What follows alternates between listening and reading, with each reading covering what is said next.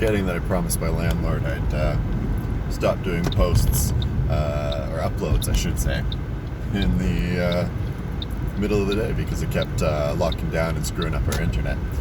That said, though, that means I got to do them at night, but I totally forgot to do a video during the day that I could then upload at night to then have for you guys in the morning. So this is your morning post, basically coming at you at midnight with me sitting here in the dark, because, well, that's what I generally do when I'm driving at night. It's Saturday. It's going to be Sunday, October 18th, when you guys are all getting up and getting to this message. So, good morning, everybody. Hope you're all having a fantastic Mercury retrograde so far.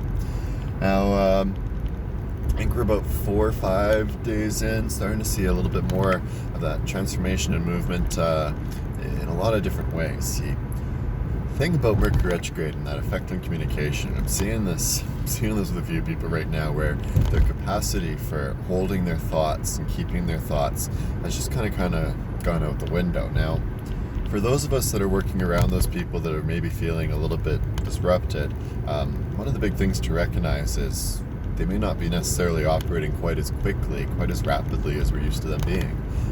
As a result of this, our want to be impatient with them when we're expecting a result. When you're used to somebody having a mathematic algorithm figured out for you within 5 seconds and it's taking them 20 seconds, it seems a little peculiar. Why are they thinking so long? Why are they taking such a long time with it? And sometimes it is our habit to rush and push things a little bit quicker than we should. Now, working back in management, love my management time, good times back then. One of the big things we discussed in one of my jobs was giving people time to respond, or to even finish their conversations. And what we found is most people might pause for a second or two and still continue a thought. And if you jump in there, sometimes it overrides conversations, disrupts the flow, things go sideways. So we developed a system of making sure that three seconds were counted before somebody else engaged in a conversation. It made our meetings a lot more rhythmic, rather than turning into a lot of jabber and a lot of conversation, a lot of accidentally talking over each other and derailing things without really intending to do so. It also forces us to remember that we got to hold back sometimes on our own patience. Pause and think, wait, consider what our response might be, not just reacting off the cuff or anything, but taking some time to really develop a proper, well thought out response, sort of flowing with the conversation a little bit better. I drove out here on the same road, I don't remember any of this. Oops. Anyway, to this effort, to this end, to this effect, it's encouraged. When you're holding conversations with people, let them have that time, let them have that breath to think of a response, consider a response. When we're pushing responses too quickly, sometimes we're demanding of things and driving things, and we're not giving people the due time, due credit to really process their things out and work their things through. Now, Mercury retrograde is a great time to practice this habit because everyone's already sort of a little bit on the fritz, doing their own thing, being in their own style, dealing with their own energies and their own flows in their own ways. Taking the time to be actually considerate during this time, it's giving people more of that leeway, more of that forgiveness that they need to figure themselves out, get their flow, and get their things figured out, rather than feeling all rushed and pressured. I don't want to use the word bullied, but sometimes that's the way it comes across when we're looking for responses too quickly from people, when we're demanding things too rapidly. Now, that's sort of just a baseline practice to help keep the conversations flowing properly and with good rhythm and good beat.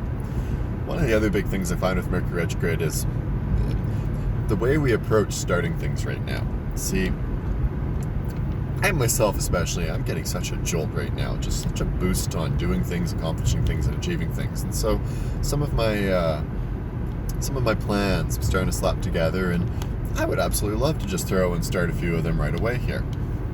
Big one is a Social Sunday interview system that I'm thinking about putting together, but it's not ready. And so I can't be going forward and rushing it and pushing it out too quickly here before it's actually thought out properly. Mercury retrograde sort of deters that. You think that something is thought through, but you've missed something or you overlooked something. Makes it hard to see all the pieces and all the functions and all the flows and all the cogs. And so starting things during Mercury retrograde is not really an advised thing, and knowing this, it's going to make me take the time to really stop, reconsider, replan, rehash, and that's going to slow me down a little bit as well too. It's going to help me make a better product, a better final delivery, a final thing presented for the world. Now, call it Mercury retrograde and energies affecting us. Call it just recognizing that this is a time period that I can make my own habits around. This allows time for reflection, time for analysis, time for evaluation. And that process, in and of its own right, helps me to create a better product. Doing this periodically on big projects, big things, big changes in our lives might not necessarily be a bad idea. And so remembering that maybe 2 or 3 times a year you're going to sit down and reevaluate the 6-month plan, the 2-year plan, the 5-year plan, and using this time period to really kind of think this through and process that through. That's something I've actually encouraged in some people's. It's not about starting things, but reevaluating things, reassessing things, taking that time to step back from involving and acting and pushing, and more so sitting with, considering, evaluating, letting things rise through a process of consideration and growth so that you can then release it properly. This to me is the ultimate format of using retrogrades in the right way. Movement is stagnant during a retrograde, otherwise it's held back. And so by using it to reflect and evaluate those things that are being affected by that stagnation, we can actually get ourselves a better connection, a better understanding, a better flow in that field to develop with. Now, hopefully this kind of gives you guys sort of some ideas to kind of go into the next week with. Hopefully it hasn't been too bad already either. I know retrogrades tend to be one of those things that get to people in sort of a deep way.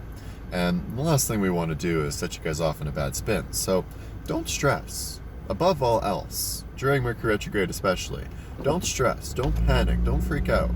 It's just a time period.